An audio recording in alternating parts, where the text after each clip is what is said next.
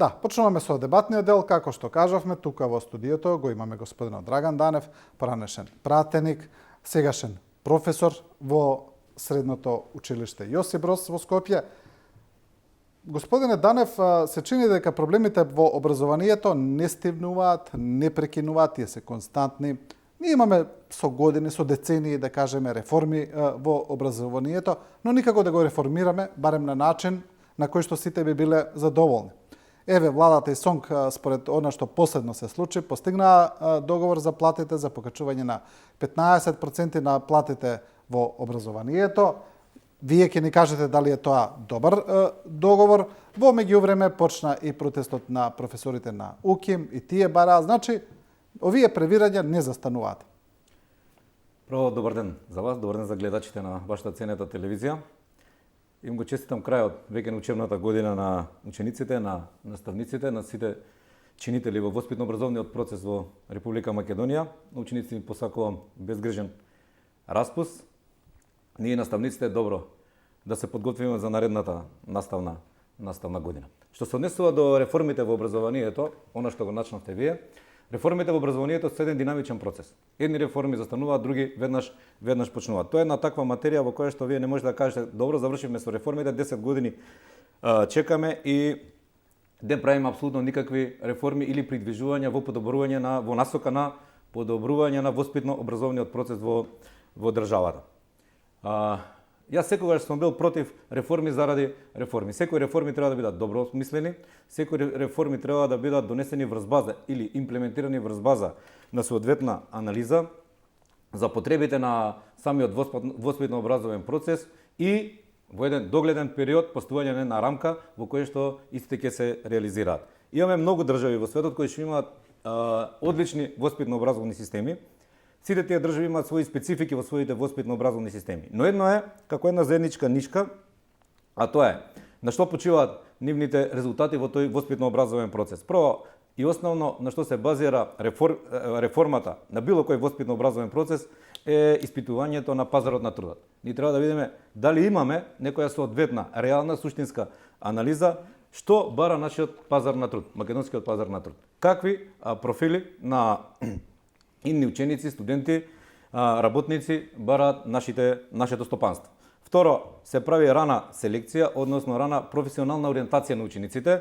Тоа во суштина што значи? Откривање на талентите на самите ученици во најрана возраст, нивна стимулација со и на крајот, како трета компонента, соодветен систем на мерки врз база на ресурсите што ги поседува секоја држава за развивање на тие таленти и оспособување, вметнување, односно инкорпорирање на идните студентите или идните средношколци на пазарот на труд.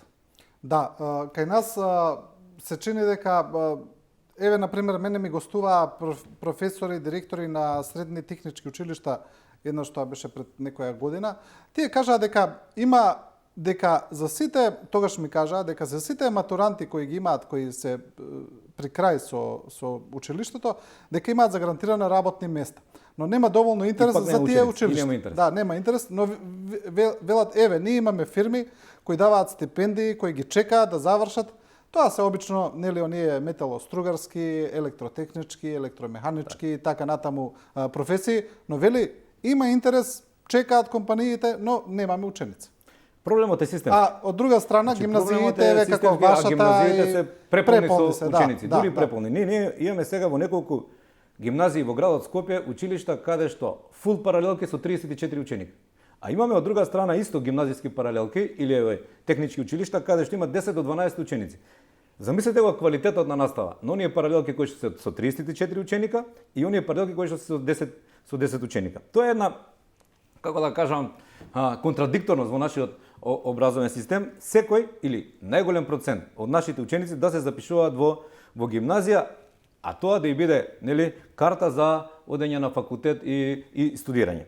Ние треба да направиме сеопфатна анализа, многу брза, и многу ефикасна и да видиме дали на вистина сите што се запишуваат во гимназиски паралелки или во гимназии во нашата држава се со такви предиспозиции и со такви веќе стекнати знаења и умења за да го продолжат своето образование во гимназиските паралелки. Моја проценка е дека резултатите од една таква анализа ќе бидат поразителни. Во сите нормални држави, во сите развиени образовно-воспитни системи се знае, се прави рана класификација на учениците. Не значи дека тоа во текот на својот образовен процес учениците не можат да постигнат соодветни знаења и умења да одат во гимназиски паралелки или од гимназиски да одат во овие паралелки со во стручните училишта. Тоа треба да има една таква флуктуација во тој образовен процес, но сите воспитно образовни развиени системи и ние не треба да измислуваме топла вода. Тие практики треба да ги применуваме кај нас, да ги имплементираме соодветно, непристрасно и стручно. Значи, рана детекција на способностите на учениците и нивно професионално насочување. Во 9 оделение, системот, односно училиштето, преку разноразни мерки, сега ние го кинавме екстерното оценување, во ред, но нека се воведе некој национално оценување, такви беа првичните најави, нека се воведе некое државно оценување, во 9 оделение ќе даде насока на идните средношколци и јас како родител, пример, да знам кои се афинитетите на моето дете. Дали треба да се запише во гимназија или многу подобро во животот ќе си помине ако оди во стручно училиште, можеби е надарен да биде добар автомеханичар, добар водоинсталатер. Не знам, сега има мал милион струки од информатички оддел кои што ги нуди средното стручно образование, со кои што учениците или утре идните работници добро ќе заработуваат. А државата, ние трошиме сериозни буџетски средства за образование на сериозна бројка на ученици, можеби процентуално најмногу во Европа имаме гимназијалци според бројот на жители. Да. Јас верувам дека тука има простор и треба да се направат суштински реформи, но не за тоа да се чека. Значи треба тоа да се прави многу брзо, затоа што високо развиените образовни системи одат напред. Значи тие не чекаат и ние мора да се прилагодиме на сето тоа. И голем дел од тие гимназијалци потоа одат на факултети на општествени науки, одат на правниот, на економскиот факултет, имаме хиперпродукција на тие кадри. Ние сме единствена држава, можеби во светот, верувам во Европа сигурно, во која што таа државната матура не офаќа предмет математика задолжителен. Немаме предмет математика задолжителен. Зошто е тоа така? Значи, кај си идните машински инженери, кај си идните електроинженери, кај си идните градежни инженери. Тие се оние струки кои што даваат додадена вредност во стопанството, во развојот на една држава. Кај си идните информатичари. Информатичари, да. Мислам дека има сериозен простор за сериозни реформи, но тие пак ќе повторам, да не бидат реформи заради реформи, тие да бидат стручно осмислени, врз база на соодветни анализи и брзо имплементирани. Нас ни фали соодветна имплементација. Ајде малку да се вратиме на ова што беше посебно на штрајкот на СОНК, како што кажав, владата и СОНК постигна договор 15% зголемување на платите, има таму таймлайн како тоа се ќе се одвива, како потоа платите ќе се ревидираат, како ќе се следат. Кажете ми, со овој договор се решија проблемите поради она што СОНК излезе да штрекува? Мислам дека овој договор е еден салотеј за лепење, привидно решавање на проблемите. Проблемот настана уште во 2018 година при првото зголемување на минималната плата, со тоа што во тој момент постоечките колективни договори не се почитуваа. Тие колективни договори беа потпишани и реализирани некаде 2009-10 година со сериозен, сеопфатен штрајк кој што го организираа тогаш просветните работници и се дојде до едно, јас би рекол, реално решение врз основа на капацитетите и можностите што ги има Република Македонија, буџетски се разбира, и во тие договори главно беше коефициентот на сложеност на работа при определување на платава на наставниците и другите вработени во воспитно-образовниот процес. 2018 беше тоа нарушено со првото зголемување на минималната плата и полега за 3 години од 2,5% коефициентот се симна на некаде 1,7. Тоа беше сериозна мотивација за сериозно незадоволство во делот на наставниците и верувајте, за штрајкот беше автентичен, иако тука синдикатите, поточно СОНК можеби сакаше да некои поени ги стави на своја сметка, но незадоволството, избликот на незадоволство на наставниците беше навистина автентичен, тие беа организирани без разлика на било каква припадност, вклучително и партиска, и договорот што се постигна не ги оправда очекувањата или оние барања за кои што наставниците влеговме во штрајк. Ние бараме зголемување на платите визави колективните договори. Точно, ние сме во криза, можеби едно од најголемите светски економски безбедносни, како и да е, кризи енергетски, но наставниците 30 години ќутиме, се приватизираше државата, се плячкаше државата, една олигархија, друга олигархија, ние секогаш бевме некаде на страна, односно на маргините на општеството. Можеби не е најпогоден момент, но ако на тоа го надодадеме и оној инфлаторен бран што ја зафати Република Македонија, наистина инстинктот за живот е пред се и над се. Добро, кога зборував, уште кога траеше штрајкот со некои ваши колеги и професори на оваа тема, тие велат не е само до парите, не е само до усогласување со колективните договори, не е само до покачувањето на платата, имаме и многу други проблеми поради кои штрајкуваме, и велат дека тоа се е фрлено во втор план, за тоа не се зборува, некако сите се сконцентрира исклучиво на платите. Апсолутно, има и сериозен сет на други проблеми кои што влијаат на воспитно-образовниот процес, но акцент се стави и во колективните договори, значи акцентот е на плати и некако тука тоа излезе на површина, кое што, искрено кажано, не е за занемарување. Кои се тие проблеми? Што е тоа, например, што е ургентно, што би требало да се реши?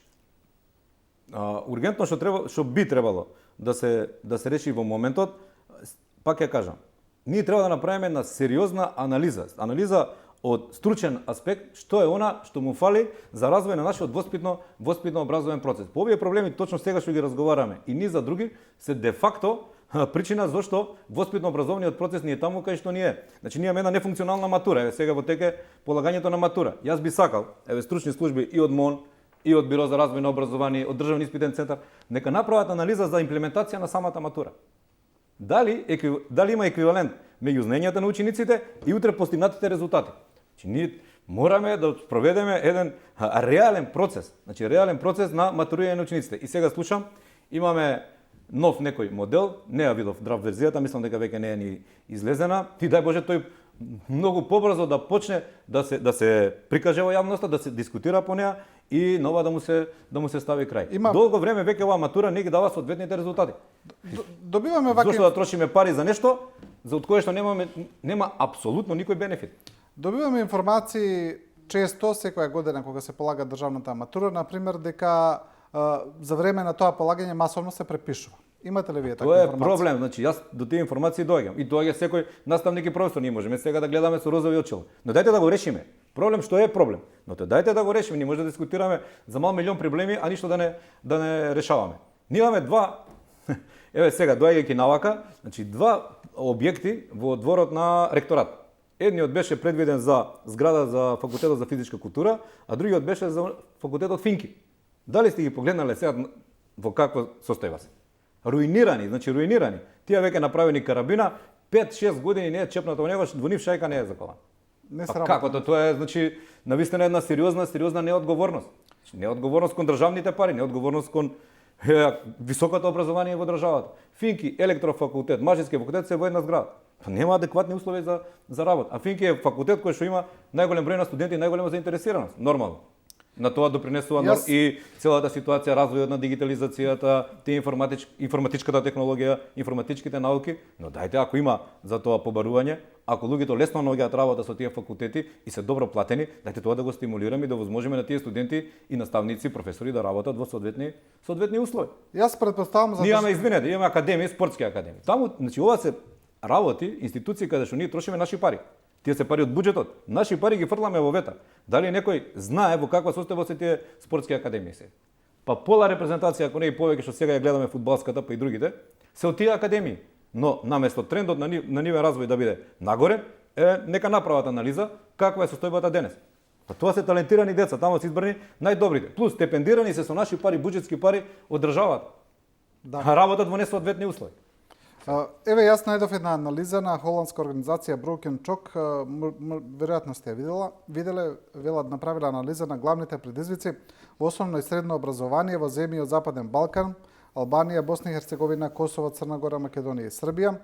Во однос на Македонија, вели, еден од главните предизвици е што успехот во учењето кај учениците е низок. Понатаму, образовните циклуси не дефинираат јасни цели кога станува збор за резултатите од учењето по секој циклус во основното образование. Наставната програма е преоптоварена и неважна за локалната средина. Вели, од 2013 до 2017 Македонија имплементира систем за екстерно тестирање, но тоа не успеа да ги подобри резултатите. Тоа го пренасочи фокусот од учењето од професор и го смени во помнење информации наместо основно разбирање и генерална логика, стои во анализата. Кога станува збор за наставната програма, многу учебници треба да се поправат и така натаму. Се согласувате ли со Со дел од нив се согласувам. Со поголем дел се согласувам. Значи, гледајте вака, кај што вели немаме соодветни цели и немаме реални цели. Вие имате ученици кои што во трета година се определуваат за природно-математичко подрачје. Ова се проблеми и состојби од реалност. Значи, природно-математичко подрачје, тој учи 3 предмета: математика, информатика, програмирање, пак учи во четврта година 2 математики, значи делот му е на математика и информатика. Тие ученици, поголем дел од нив не полагаат во државна матура, не го избираат математика за екстерен предмет. Епа, ова е еден експлицитен пример дека ние нешто ја грешиме работава. Така да, во голем дел, да, се согласувам. Има и мал милион други анализи што ги прави ЮНИЦЕФ и Светска банка во едно од нив, што во години во континуитет се провлекува и никој на тоа не обрнува внимание. Тие анализи покажуваат следново: дека прво, оценките кои што ги добиваат нашите ученици, не ги прави тие анализи Драган Данев, ги прават стручни, еминентни светски организации, кои што такво рангирање и такви анализи прават во цел свет. Значи, знаењето што ние го оценуваме, или оценката наша, не е еквивалент на знаењето на учениците. И тоа мора да го решиме. Тоа зависи од нас, тоа не зависи од никој друг. Треба да биме реални во оценувањето, да се направи систем каде што тој протекционизам нема да постои. И нема да го има. Ние имаме генерирање на одлични ученици. Имаме генерирање на супер одлични ученици. И сите се одлични. Ученици, има сериозен процент на ученици кои што имаат петки по сите предмети. Да. Замисли, тој е добар математичар, тој добро пишува есеи, поезија и проза, ама тој исто време и добар спортиста, и добар, не знам, уметник и така натаму. И убава црта, да. И убава црта, кај го има тоа? Тоа мора да го направиме ние. Добро, екстерното го кинавме, така? Па 6 години ветуваме ново национално тестирање. Еве, Србија има мала матура во 8 одделение. На таа мала матура се гледаат резултатите и врз основа на тие резултати учениците запишуваат во соодветните училишта. Па зошто нешто такво не направиме? Мислам, ние пред години имавме таква една мала матура. Значи, мораме да направиме соодветен сет на прецизни реформи. И јас пак ја кажам, тие реформи не треба да бидат реформи заради реформи и не треба да чекаат од договлекување, светот оди многу брзо напред. Ние мораме час поскоро да ги направиме тие. Добро, наместо да ги воведуваме тие дополнителни системи за... Извинете, 14 предмети ученици. Кај може 14 предмети учениците да учат? Искрено кажам. Да, значи, имаме, еве, во Јосифброс, поточно, меѓународна матура, 6 предмети. Тоа е матура призната во цел свет. 6 предмети.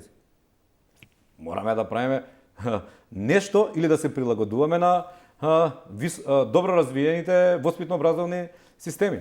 Сакав да кажам, наместо тие системи за екстерно тестирање или ова што вие го велите за национално тестирање кој што се најавува, наместо тие дополнителни проверки, наместо тие екстерни механизми, зошто не се поработи директно во сршта на проблемот за самиот начин на оценување? Мислам дека ова не може да го поправи целосно. Тоа се некои механизми за проверка, но не може да го решат проблемот во сршта, во суштина. Барем јас така мислам. Јас оценувањето го делам на два дела. Едно е екстерното оценување, проверката екстерна, дворечна, како и да крстиме. Сега екстерно е непопуларен термин, нели? Но тоа е еден вид на проверка и функционира во цел свет.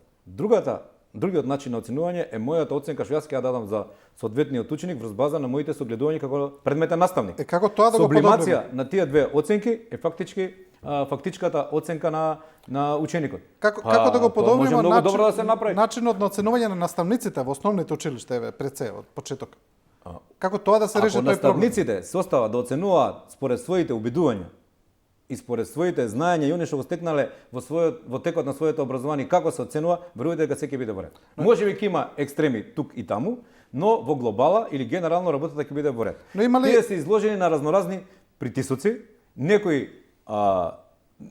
не обрнуваат внимание, односно добро се допираат од тие притисоци, одредени наставници не. Но мислам дека Најдобро проблемот ќе се реши ако во догледно време се воведе одреден начин на едно национално државно тестирање во кое што влијанието на надворешни фактори, условно би кажал, биде минимизирано, односно го нема.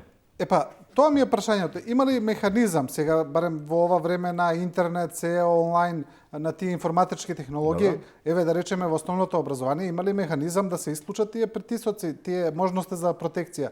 Едноставно, тие да се сведат на најголем можен минимум. Едноставно да не можеш да ја смениш. Сум недоумица, зошто е притисокот за оценки на кој тоа добро му носи, според моје мислење, на никој. Најмалку на ученикот. Ученикот се залажува, родителот исто така може би решава некој домашен мир, со тоа наставникот е ставен во сериозни предизвици и искушенија. А зошто? Значи ние имаме слободни места на нашите факултети, ако веќе за тоа зборуваме, или ако оценката е природна за на факултет. Кој сака, каде сака, во најголем дел може да се запишат на факултет нашите средношколци, но тоа е една така некоја си недобра, невообичаена традиција и ние мораме, ако е така, мораме да ги решаваме со ригорозни мерки и со една, како да кажам, општествена и политичка одговорност и морал во сето тоа. Да.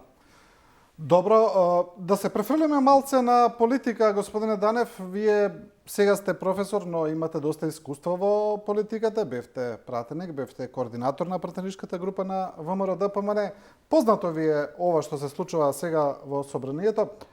Имаме една, според мене, чудна состојба, каде што вашата партија ВМРО-ДПМН пристапува, како што велат, кон активна блокада на собранието, но сепак учествуваат во неговата работа. Значи, па не знам, и според мене и според дел од експертите не се ни работи за блокада, туку само за промена на некоја форма на делување внатре во собранието. Се согласувате ли вие со тоа? Каква е таа активна блокада кога вие учествувате во целата негова работа? Видете, значи, органите на партијата сигурно има таму искусни луѓе, донеле вистинско решение да едно опозиционо действување е врз база на таа активна блокада и секоја опозиција има право, апсолутно легитимно е, да користи сите дозволиви методи за ограничување на действувањето на власта и доаѓање на власт. Делегитимирање на власта де факто. Дали ова ќе даде резултат или нема да даде, јас не можам во моментот да кажам. Како опозиција сме примениле многу методи, гледавме многу методи што применуваат и СДСМ во нивното действување во парламентот. Како и да е, евидентно е граѓанското незадоволство, евидентна е нефункционалноста на собранието, многу закони стојат, многу закони не го видуваат денот, не се имплементираат, така да имаме во низа години претходно, не само сега, нефункционално собрание и треба навистина да се направи една собраниска реформа, ја би рекол, за да ние добиеме еден функционален парламент кој што ќе работи за добро на граѓаните, каде што законите ќе се носат во соодветен тајминг, каде што она што не е добро ќе биде добро искритикувано, ако може испречено, и тоа е функцијата на парламентот, тоа е една институционална алатка на опозицијата да ја има таа алатка опозицијата да биде активна во политичкиот живот и своите проекти и своето действување го артикулира во самото собрание. Добро, ми се чини дека не сакате премногу да ја критикувате партијата или не сакате воопшто, тоа е јасно, но еве повторно ќе ве прашам, дали е за вас ова активна блокада на собранието? Тоа не ми го кажавте. Морам искрено да ви кажам дека доволно не го правдам, бидејќи имам и професионални обврски, докаде и како што е со таа активна блокада. И што е разликата од активна претходно? Блокада е се она што не е во корист на граѓаните на Република Македонија, како законски проект или подзаконски да биде блокирано. Сега, какви ќе бидат резултатите од сето тоа, ние ќе го видиме во догледен период. Но партијата тоа го правеше и претходно. Дали ја критикувам или не, но тоа го работа, јас сум и ВМРО-ДПМН и за некои работи сум и консултиран, за најповеќе не сум и не е тоа крај на светот, но ако партиските органи, јас ги немам информациите што тие ги имаат, ако тие процениле дека тоа е во ред, окей? Не, но тоа го прави и претходно, сакам да кажам. Резултатот беше евидентен. Немаше тоа го прави и претходно, сега само освен што ги вадат тие транспаренти, не знам што е разликата во делувањето, тоа е прашам. Во однос на стратегијата внатре во собранието. Ми се чини дека е исто, тоа ми е поентата. Вие мислите Не дека гледам нема дека- никаква разлика меѓу активна блокада и Па да, действувањето и претходно тоа што што го беше правеа во претходно. И во Софија- собрание. Па имате легитимно право и така да мислите, но јас мислам дека маце мораме да го зајакнеме институтот собрание. Ми се Значи, чини, институтот собрание не е... ајде да го Да. преформулирам прашањето. Добро. Ми се чини дека го воведоа тој термин активна блокада само да покажат дека нешто прават, а всушност ми се чини дека формата е иста. Формата како и да ја свртите е действувањето во собранието е таа. Значи дискусии, реплики, критика, давање предлози, проекти. Еве сега гледам во периодот претходен дека ВМРО ДПМН имаше одредени проекти и ги понуди на опозицијата. Гледаме таму се отфрлени за ублажување на инфлаторната криза, за економската криза, за растот на цените и така натаму и така натаму. Тоа е отфрлено. Имаше и предлог за одредени работни групи во разноразни области, образование, здравство, економија, меѓународна политика, и тоа е отфрлено од власта. И тоа не ми се допаѓа и морам и тоа да го искритикувам. Значи, од страна на власта мора во вакви времења кои што не се случуваат секој ден или секоја деценија, да седнат, да најдат заеднички јазик, да разговараат и да носат решенија во интерес на граѓаните. Дури мислам, моето мислење дека нас ни треба експертиза и ни треба помош од наши граѓани, не е битно, македонци, албанци, турци, било која заедница, кои што се етаблирани во високо развиените европски држави, Соединените американски држави, Канада, било каде што имаат познавања од одредени области, да тие наши ученици, наши студенти, наши вработени веќе таму со кариери, луѓе, побараме помош од нив. Некој ќе каже, ама добро, тие нема да дојдат за тие плати да работат. Јас не сум сигурен дека нема да дојдат. Во Македонија има голем број олигарси, има сериозна олигархија која што може да ги покрие трошоците на тие луѓе и да бидат адекватно исти како таму што заработуваат и тука, ама да бидат од помош на сопствената држава. Добро, опозицијата ВМРО ДПМН пред се бара предвремени избори и дел од другата опозиција пред се оние албански партии, дел од нив исто така бараат, дел се повнимателни, велат треба да се внимава на моментите, особено на преговорите со Бугарија, на можност за добивање на датум за преговори конечно.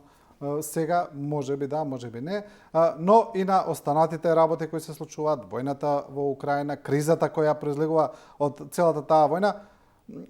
Да се разбереме, сосема е легитимно за опозицијата да бара предвремени избори, тука нема ништо спорно, но некогаш навистина треба да се запрашаме дали баш секој тајминг е соодветен за тоа. Еве, дали сега е баш соодветен тајминг за предвремени избори? Видете дека ние живееме во време на кризи и тоа неколку кризи, тоа е точно. Но дека опозицијата легитимно е да бара предвремени избори, и тоа е точно. Затоа е најдобро што? Да седнат и да поразговараат. Како за проблемите што ги тиштат граѓаните, така и за предвремените избори. Секоја криза на крајот завршува со некакви избори. Дали ќе се случат сега, дали на есен, дали на пролет, избори ќе се случат. Евидентно е расположението на граѓаните после локалните избори. Евидентно е незадоволството на граѓаните од актуелната власт, но нека седнат и нека се договорат. Затоа се лидери. Значи, мора да се покаже соодветна инклузивност и од едната и од другата страна. Тешки се времењата и ова се времења за сериозни луѓе, сериозни лидерства, за елоквентност, за стручност, за компетентност, за визија. Но зошто е господине Данев имаме среќа или несреќа да го живееме тој период од светскиот развој. Добро, ние, како што кажавме, ние сме константно во некаква криза, тоа за нас не е премногу чудно, но сепак ова е голема светска геополитичка криза. Апсолутно. На која што ние не влијаеме. Да, не влијаеме. И не може да влијаеме. Сакам друго да ја прашам, зошто е тој тренд на нон-стоп правење на предвремени избори, кој можам да забележам дека повеќе го форсира ВМРО ДПМН, не дека СДСМ која беше во опозиција не бараше предвремени избори, но ВМРО ДПМН и од значи позиција на власт ги спроведуваше, сега повторно инсистира, бидејќи знаеме дека тие политички системи каде што има често предвремени избори, да речеме на 2 години, како што е Италија, се сметаат за нестабилни политички системи. Промени на 64 влади. Да, а имаме други, сега да не ги набројуваме, еве најеклатантен пример се Соединетите американски држави каде нема предвремени избори. И Германија. Значи, зошто инсистираме на тоа? Зошто некоја влада, која и да е, да не се го истара тој мандат, па и сама да не свикува предвремени избори за како што го правеше тоа вашата партија кога почувствува дека ќе добие повеќе пратеници, намерно да ги спроведе. Зошто не се обидеме да го стабилизираме системот и секоја влада да се ги тера тие 4 години што ги добила. Има многу аргументи и на едната страна и на другата страна. Дали ВМРО ДПМН почесто бара предвремени избори отколку СДСМ сама? ВМРО ДПМН сега бара предвремени избори, но е во парламентот и во институциите. СДСМ бараше предвремени избори, беше надвор од собрани. ВМРО ДПМН кризираше на секој начин. ВМРО ДПМН ги спроведува и кога е на власт, тоа е разлика. Извинете, тие го блокираат донесувањето на буџетот 2012 година, 2015 година бараат предвремени избори со услови какви што на нив им се мислеа дека треба да бидат исполнети. Така да многу е дискутабилно ова прашање кој повеќе бара, кој помалку бара предвремени избори. Јас сум за тоа да се најде решение прво и основно за проблемите кои што моментално ги тиштат граѓаните. Ние имаме сериозен инфлаторен бран. Значи цените во малопродажба се зголемуваат секој ден. Има граѓани и луѓе и се зголемува нивниот број кој што од први до први не можеме да крај со крај да врзиме, народски кажам. Така да тоа се проблемите кои што ги тиштат. Напоредно со тоа, кога ќе седнат лидерите или работните групи, јас пак ќе кажам, не можат тие да ги решат сите проблеми. Ова се геополитики и ова се проблеми на кои што ние како држава, мала држава, не можеме сериозно да влијаеме. Затоа ни се барам компетентни луѓе, стручни луѓе кои што ја разбираат оваа проблематика и можат на соствениот народ и на соствената држава да ја помогнат соодветно. Ништо не е страшно да се побара помош, тоа се наши луѓе, ние во нашите образовен систем сме инвестирале во нив, па ние имаме двајца во моментот функционери во словенската влада. Имаме една пратеничка во Европскиот парламент по потекло од Зрновци Кратово, мајка татко, а другата е министерка сега во владата, на новата влада на Словенија за, мислам беше за информатика. Од Виница е девојче. Да. Да ја беше понудено на такви кадри или да биде понудено. Има уште многу такви, безброј. Јас мои ученици има што веќе работат во светски брендови, стопански, трговски, како сакате, телекомуникацијски, финансиски. И па како? Ние мораме да побараме помош од нив. Најлесно е да кажеме, нема да дојдат за тие пари да работат. Оваа држава мора да најде пари. Тоа не се огромни пари. Тоа не се милиони евра и не се во такви цифри какви што некој сака да ги прикаже. Не, на некој не му се допаѓа да некој му земе местото во оваа држава и одредено столче. Ја така го ценам тоа. Добро, немаме веќе време, ве молам само за еден кус одговор. Да. Претседателот Макрон ги свика премиерите на Македонија и на Бугарија, Ковачевски и Петков.